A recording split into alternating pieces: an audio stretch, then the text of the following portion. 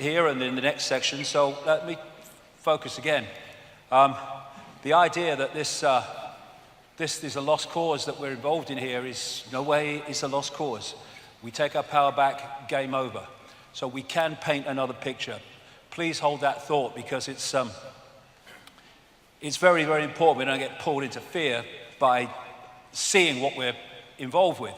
Now, Gino Krishnamurti said something very, very true when he said, if we can really understand the problem, the answer will come out of it, because the answer is not separate from the problem. They're indivisible. And you know, what I find in like what they call New Age areas and stuff like that is, you mustn't talk about anything negative. Oh no. Well, correct me if I'm wrong, but I've never come across any knowledge that was negative. I've come across knowledge I'd rather not be true, but I've never come across knowledge that's actually negative. Ignorance is freaking negative, not knowledge, because you can do something with knowledge.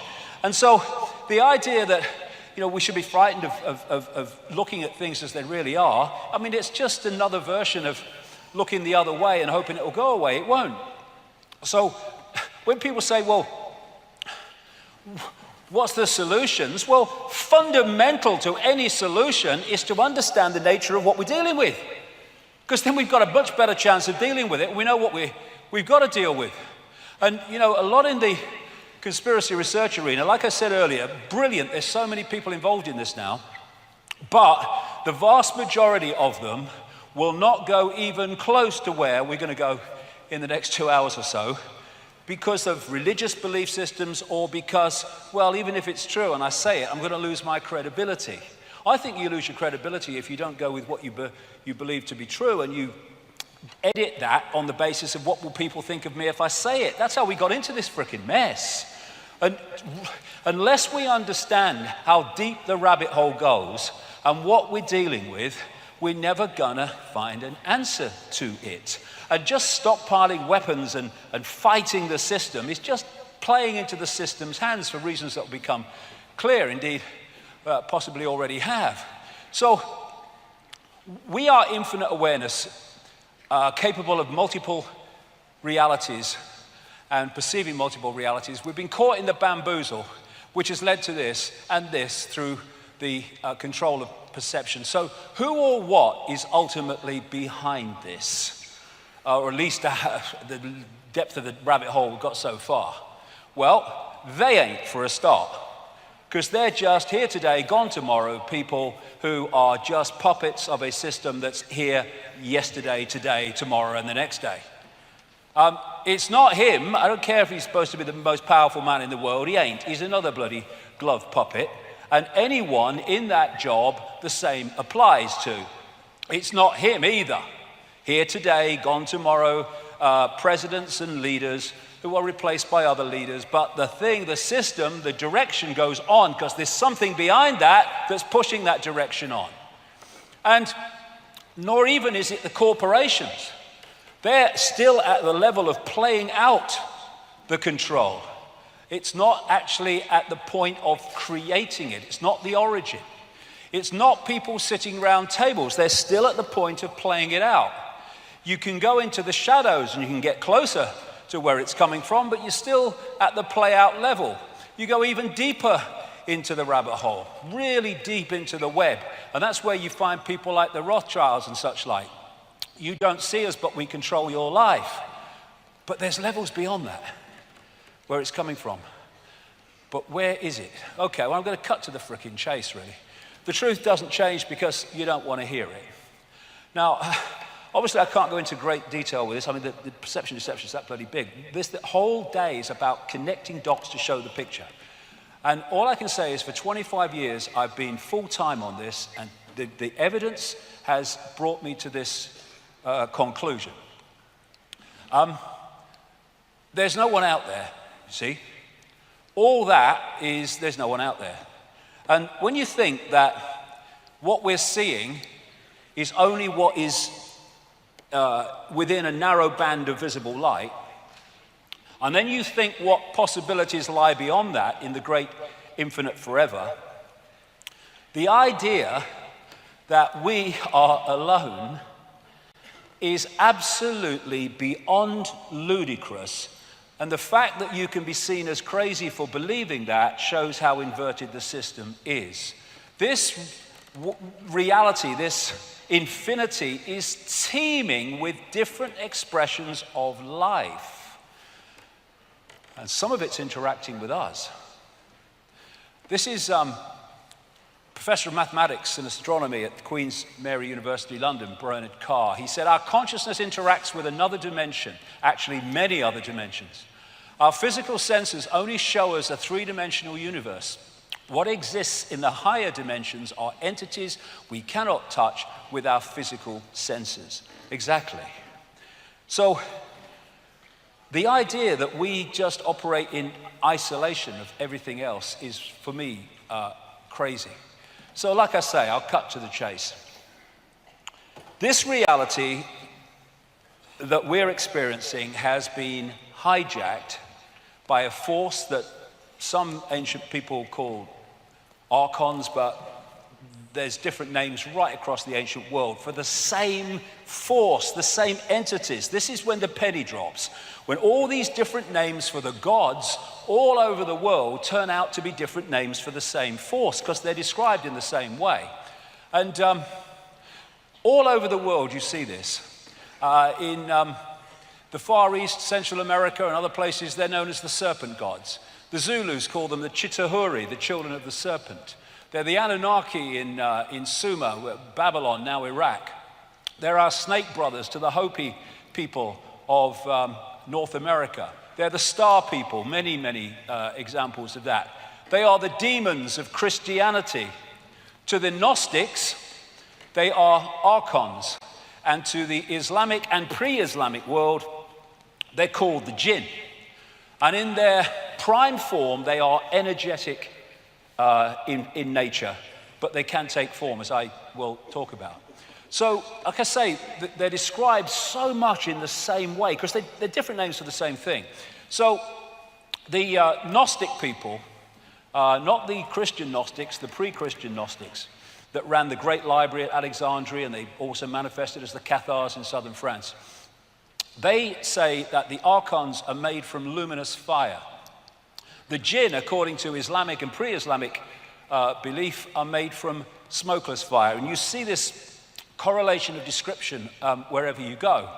Now, this, for me, was one of the great finds ever in terms of understanding the nature of what is happening. At Nag Hammadi in Egypt, about 77 miles north of Luxor on the Nile, in 1945, a sealed jar was found with loads and loads of documents in it, leather-bound. And they told the beliefs and the perceptions of this people called the Gnostics. And the Gnostics had a completely different view of reality than religion, which is why the Roman Catholic Church and the Roman Church tried to destroy them wherever they got any strength and any foothold. They ran the great library at Alexandria, which had something like 500,000 scrolls detailing the beliefs of the ancient world and the history of the ancient world, destroyed by the Roman Church. And like I say, the Cathars, who were destroyed again by the Roman Church in 1244, I think it was, at that place in France, Montségur, that fort on the hill where I've been a couple of times. The religious establishment wanted these people destroyed because they were dangerous, because they had the truths they didn't want the people to know about. And this is what these scrolls and this find at Nag Hammadi said. 1/5 of the texts, and there were lots of them, were about a force they called the archons, which they say created our physical universe, and they equated them with the Judeo-Christian Yahweh Jehovah God. And when you see the Old Testament kill 'em and flog 'em and all that stuff God, it fits precisely with the descriptions of the archons by the Gnostics. So what they say in these writings, in these texts, is that, well, first of all, archon means prince, ruler, authorities, or from the beginning. That's why they use the word archon. They said that the archons and the Lord Archon, which they called the demiurge, was a fake god that created our physical or material reality as we perceive it. The Gnostics related the demiurge, like I say, to the Judeo-Christian Yahweh, Jehovah God, and they are inorganic, not resulting from or produced by growth. They are artificial. And they say in these texts that they created the inorganic parts of the solar system, but that the sun, the moon, and the earth were a system that were of itself and different from the rest, which was kind of interesting with what will come later. They said that the demiurge archons had no creative imagination and envy humans because we have. They're like cyborgs. Again, we're coming back to the inorganic. Like cyborgs, a robotic race that can imitate but not innovate. And the word they used was counter-mimicry.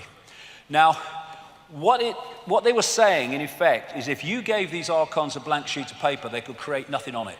They don't have that creative imagination, that what was called intentionality. But you give them something with a piece of paper with something on it, and they can twist it and manipulate it once it exists. And they used the term fantasia, because these entities, they said, just as the Islamic people say about the jinn, have the ability to create virtual reality illusions.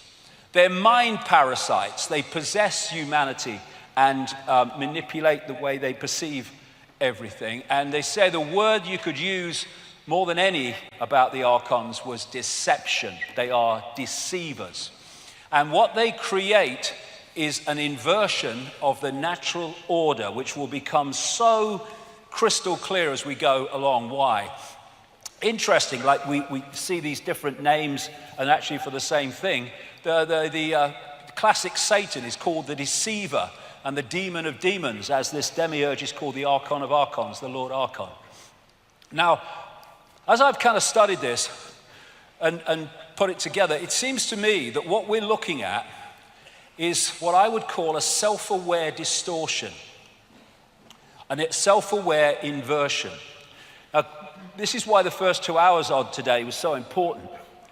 Everything is conscious. Even a distortion is conscious. Even an inversion is conscious, but it's conscious in a way that reflects the inversion and the distortion. And if you look at what we call evil, it is live written backwards. Evil is simply an inversion of life, an inversion of perception, and evil is extreme ignorance, which is the inversion of truth and awareness. And because this force, this archontic force, shall I call it, is an inversion of life, that's why it and anything attached to it is obsessed with death, which is an inversion of life. And so you get the Satanists who worship these gods in their rituals obsessed with death. That's why they're attracted to churchyards and cemeteries and stuff. And so the death cult, which is what this archontic force and its followers are, is about destroying. It's about killing. And whereas the natural order is about life and abundance. And so when you look at the way the system, the archontic system that I'll come to, is destroying life. It's destroying life in war, but it's destroying life, the natural world. And it seems a contradiction, but it's not, because that's their world. The archon world described by the Gnostics is one of death, one of no creative imagination. It's a death cult, and all this pollution and environmental devastation is absolutely what it wants, because that's its reality. And the other thing about the archontic mind is it's what we call psychopathic. They're psychopaths, the definition of which is this: no empathy, no remorse, no empathy, no ability to put themselves in the feelings of those that suffer the consequences of their actions. Once you have no empathy, you have no limit to what you will do because you have no emotional consequence for doing it. No remorse for what you do, no shame. Parasites overwhelmingly. Why? Because they have no creativity of their own, so they have to parasite off the creativity of the target population. That's what the system does. Look at banking. What else is that but an exercise in parasites?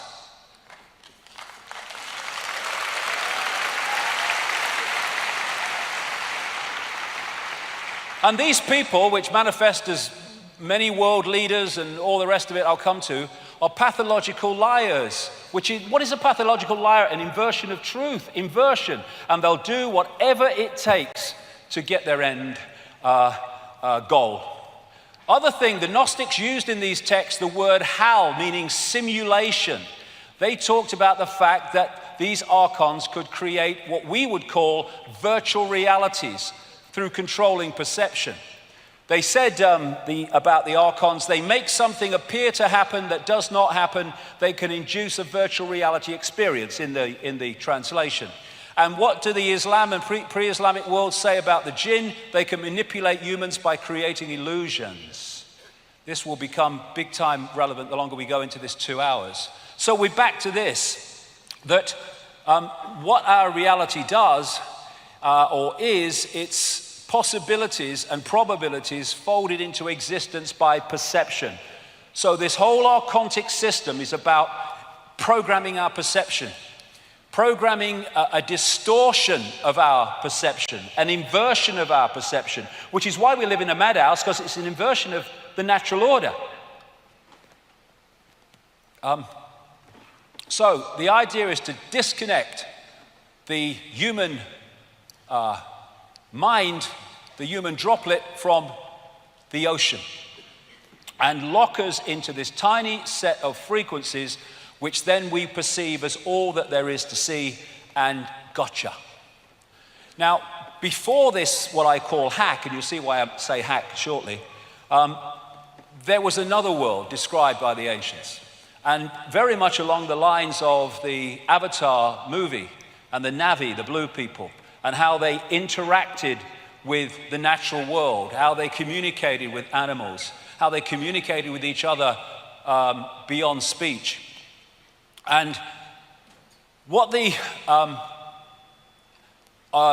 Gnostic texts say is that the archons made a bad copy, as they describe it, of our original reality. The original reality was that kind of avatar world. And when you say that without the first 2 hours, it would sound ludicrous and ridiculous, and that's impossible. But we're not dealing with the physical. We're dealing with information. That world is an information construct which we decode into a lovely world. This is an information construct which we decode into the world that we have today. And the idea, this might need a battery, mate. The idea is was to create this illusory reality and replace the old reality, and then this needs a battery, I think, because it's going on me. Anyway, and then tuning humans into that bad copy. Now, when you think about it, we're tuned into an information field of certain frequencies. We decode that into a reality. If we are then moved, our dial is moved, so we're decoding something else, we just decode another completely different reality. And that's what is meant by this bad copy. So this is an image that sums it up. I'm walking outside in the sun. You don't have to be in the sun. You just have to decode the fact you're in the frickin' sun. And it's the same with this bad copy. You just decode a reality and you think it's real because it's the only one that you can perceive. So you can decode a reality of the avatar kind, and then you are fed a different information source, tuned into it, ways that I'll come to, and then you decode a different reality, what I call the archontic reality. And this, I would strongly suggest, is the fake reality that we have been decoding through what we call known human history, modern human history, and further, that we think is just a natural world. It ain't. If you can create a virtual reality simulation, then you can create an alternative to it as well, which is what the bad copy is. And you're tuned to it through something called entrainment. Entrainment is the process by which, if you have 3 violins and they're all plucked to the same note, therefore they are the dominant frequency, put another violin in there, either plucked to another note or not plucked to any note, and it will start vibrating in sympathy with them, because they're the dominant frequency. And if you can create a dominant frequency, then you can start to entrain the human decoding system into that frequency, and suddenly you're decoding a completely different reality. And once that happens, they gotcha. If you don't realize that's what's happened, because to you, well, this is how it is, mate. This is the world, isn't it? Well, what world is it? That's my question. And, you know, I liken this archontic distortion, inversion, to a computer virus. It absolutely fits. A computer virus, in our terms, obviously not exactly the same, infecting human perception. So what is, like I said earlier, a computer virus? It's rogue information. It's just introducing into the original system rogue information which distorts their word again and inverts the original system. So this is what a computer virus can do. Damage files, slow the system, show messages, take control.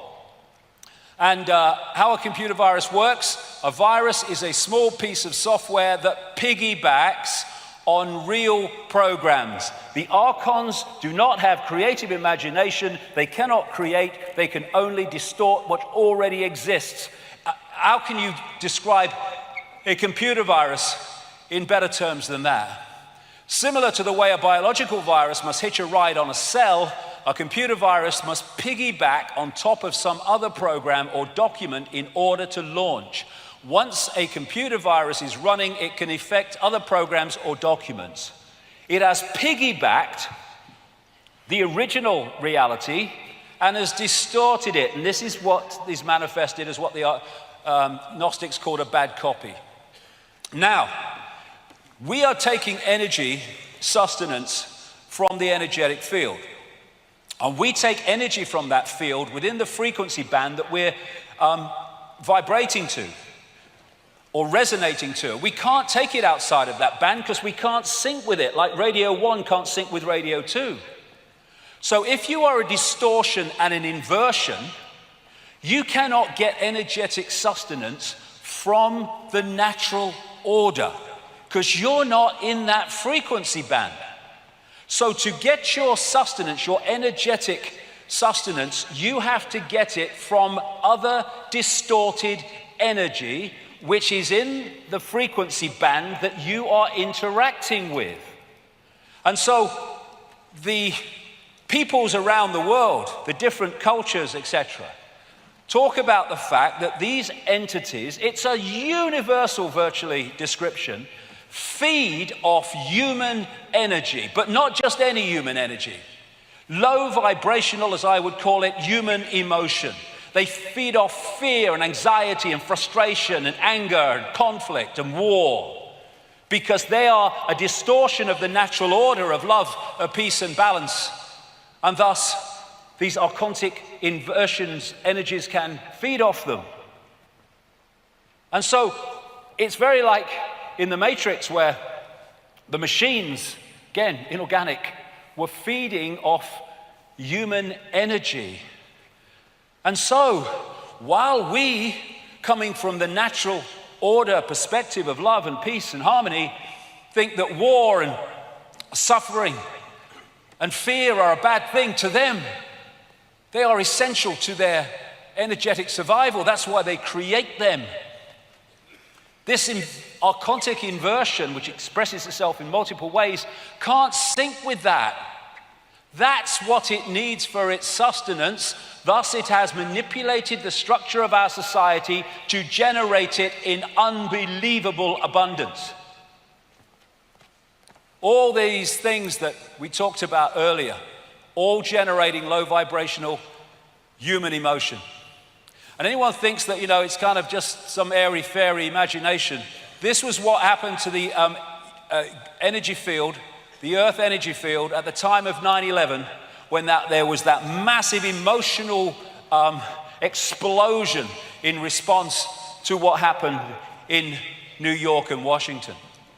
We are impacting upon it. And this is just a few days ago in a newspaper. Babies smell their mother's fear to learn what to be afraid of. Mothers emit odors that teach their babies what to be afraid of, even if the fearful experience is one the baby has never been exposed to, according to this study. Even, in the frickin' womb, the new life is being prepared for a lifetime of fear. What is fear? Lunch to these people. They are feeding off all this emotion and low vibrational energy. And that's why the pressure is to create events all the time that produce more, and against going the other way that produce less. And so this scene in the Matrix was very much in line with what I'm talking about. The Matrix is a computer-generated dream world built to keep us under control in order to change the human being into one of these. And on one level, that's what we are. Generators of distorted emotional energy. And you talk to alternative healers and people on the true cutting edge of healing, and they'll tell you that virtually every illness is based in emotion. Because emotion creates energetic distortions, not only to be absorbed by these entities, this distortion, but also to be trapped in the body, which manifests then as dis-ease, disharmony in the body, caused by emotion.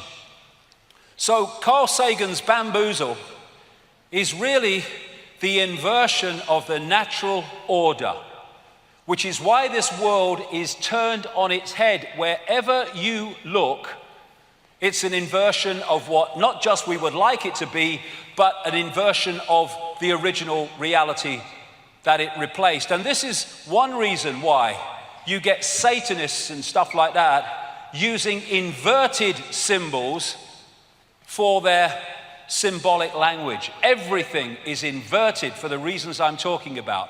And I've used this quote before, but how much more relevant is it now from Michael Elner?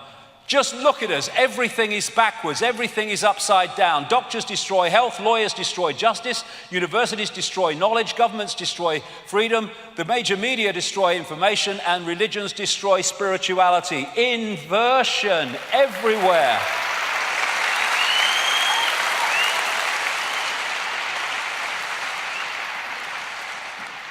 And these expressions of this archontic force are genetic liars, because lying is an inversion of truth. And this archontic energetic inversion, distortion, is not in this reality in form, although it can be, as I'll come to, but it exists in a reality very close to this one. And the idea is to distort our reality more and more, so it starts to blend and combine and come together with theirs. They are seeking to turn this reality into an extension of their reality through distortion and inversion. Now, this is Eben Alexander. He said that when he had his massive near-death experience, the first place he went to was very unpleasant. And to me, what he described was very much like this archontic realm that I'm talking about.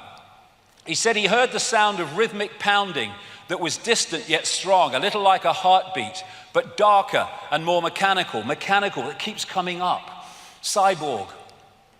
Like the sound of metal against metal, as if a giant subterranean blacksmith is pounding an anvil somewhere off in the far distance. Pounding so hard that the sound vibrates through the earth or the mud or wherever it is that you are. Reptilian, worm-like creatures crowded past him, he said, and sometimes rubbing against him with their smooth and spiky skins. Faces bubbled up out of the darkness and became ugly and threatening. The pounding intensified and became like the work beat for some army of troll-like underground workers. He became aware of a smell, a little like feces, a little like blood, a little like vomit, a biological smell, in other words, but of biological death, not biological life. And whatever, that fits absolutely the descriptions of these entities and this inversion. And they're seeking to bring their reality into ours by sinking their frequency. The Golden Age society, the way it's described, and again in the way the Avatar movie portrayed that society, was a heart society. This was the point from which they interacted with the world, the heart, which allowed them to experience reality outside the bounds of time and space. When you come from the heart, you don't do hatred. The heart doesn't hate. The heart doesn't seek to destroy. And so this inversion was about taking the point of interaction with the world from the point of love, heart, into the emotions. And how do we see now our society and how people interact with it from the level of emotional response and emotional reaction instead of here?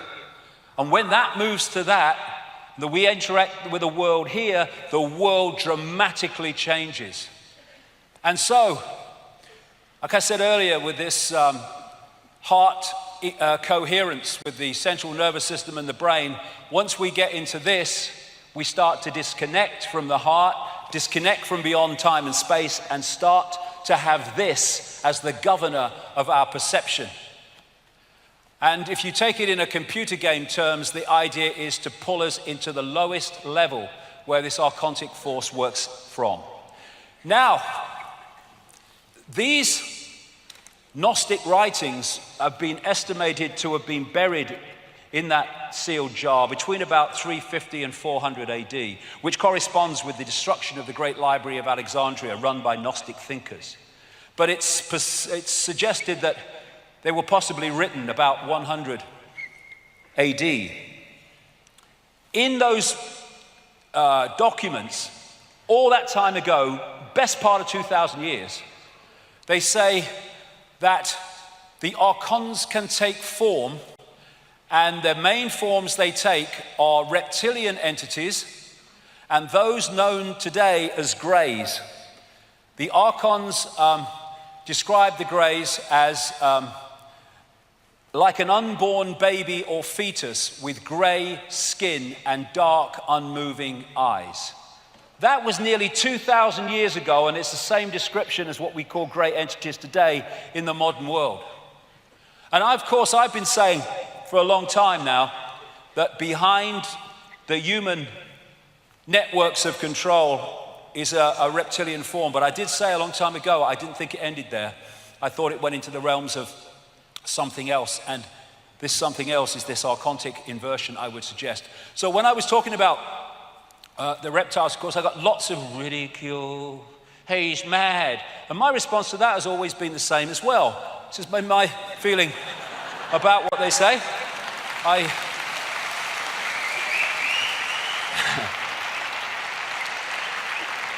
Because I simply want to know what the bloody hell's going on, me.